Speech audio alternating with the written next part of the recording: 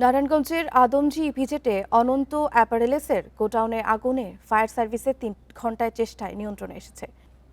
এ বিষয়ে আরও জানাতে নারায়ণগঞ্জ থেকে যোগ দিচ্ছেন সহকর্মী রকিবুল হাসান। রকিব, আগুনের ক্ষয়ক্ষতি এবং আগুনের কারণ সম্পর্কে কিছু জানা গেছে কিনা?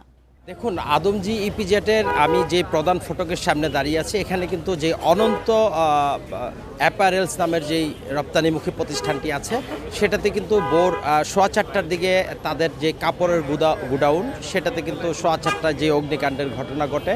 ফায়ার সার্ভিসের 9টি ইউনিট প্রায় 3 ঘন্টা চেষ্টা চালিয়ে 7:10 সে আগুন নিয়ন্ত্রণে তারা এনেছে এবং এখন কিন্তু তারা ডাম্পিং জোনের যে কাজটা সেটা তারা করছেন।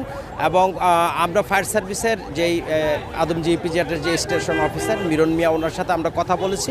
তিনি আমাদেরকে জানিয়েছেন যে যেহেতু রপ্তানিমুখী শিল্প প্রতিষ্ঠানের এবং কাপড়ের গুডাউনে যেই আগুন অগ্নিকাণ্ডের ঘটনা ঘটেছে, সেটাতে তারা ধারণা করছে যে ব্যাপক ক্ষয়ক্ষতি হয়েছে। তবে কোনো হতাহতের খবর কিন্তু এখন ফায়ার সার্ভিস আমাদেরকে এই পর্যন্ত জানাতে পারেনি।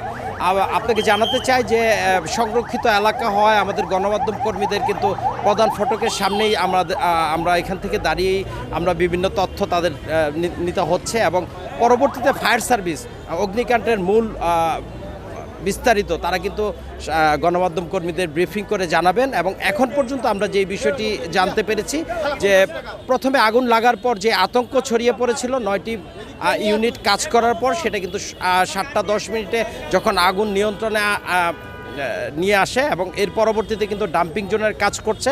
এবং আপনি জানেন যে এই আদমজী ইপিজেডে আরও বিভিন্ন রপ্তানিমুখী প্রতিষ্ঠান আছে, সেই প্রতিষ্ঠানে কিন্তু এই সময়টাতে আসলে শ্রমিকরা কর্মস্থলে যোগ দেয় এবং তারা কিন্তু স্বাভাবিকভাবেই তাদের কাজকর্মে যোগ দিচ্ছেন। এবং এখন পর্যন্ত আমার কাছে এই তথ্যই ছিল।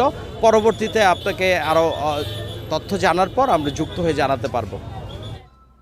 রকিব, আপনি তথ্য সংগ্রহ করতে থাকুন। নারায়ণগঞ্জ থেকে সর্বশেষ পরিস্থিতি জানাচ্ছিলেন আমাদের সহকর্মী রকিব।